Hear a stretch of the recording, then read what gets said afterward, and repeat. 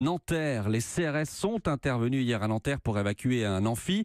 7 personnes ont été interpellées. Le président de l'université considère que l'occupation n'avait rien à voir avec le mouvement de protestation contre la réforme de l'accès à l'université. Mais évidemment, cette intervention policière a alourdi l'atmosphère. Vous l'avez constaté ce matin, Aude Vernuccio, lors d'une assemblée générale.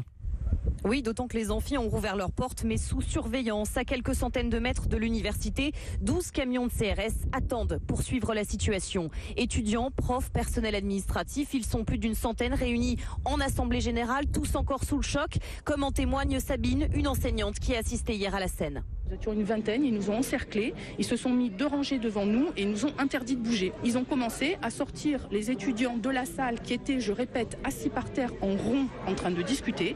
Ah oui, ils les ont traînés, certains ils se sont mis à 3 dessus et nous les profs ont crié mais vous allez l'étouffer, arrêtez ça, vous allez l'étouffer.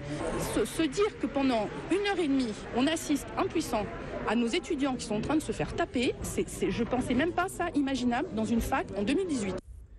Désormais, les syndicats et les militants comptent durcir le mouvement contre la sélection à l'université.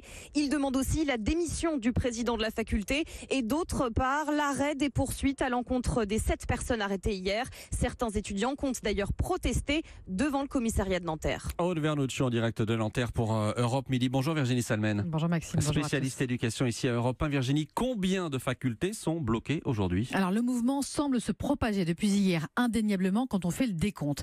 Il y a actuellement 20 sites bloqués, ça ne veut pas dire 20 universités, c'est 20 sites. C'était une dizaine la semaine dernière sur 400 sites universitaires au total et une grande école au cœur de Paris, boulevard Raspail, l'EHESS, l'école des hautes études en sciences sociales, un lieu de pouvoir, disent les occupants. Elle est bloquée depuis ce matin à l'initiative du comité ZAD de l'école. En tout à Paris, il y a maintenant 6 sites universitaires bloqués. Jussieu depuis ce matin, le site Censier de la Sorbonne Nouvelle depuis hier et puis toujours Tolbiac, Clignancourt ou Saint-Denis. En région, une quinzaine de sites bloqués. Des assemblées générales sont en cours dans un certain nombre de facs depuis ce matin.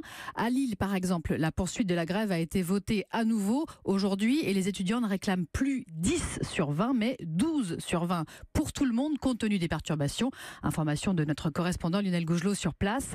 À Nantes, la fac de droit a été bloquée par des étudiants d'autres filières, les étudiants de lettres et de langue, parce qu'on leur demandait de venir rattraper leurs cours dans les locaux de la fac de droit.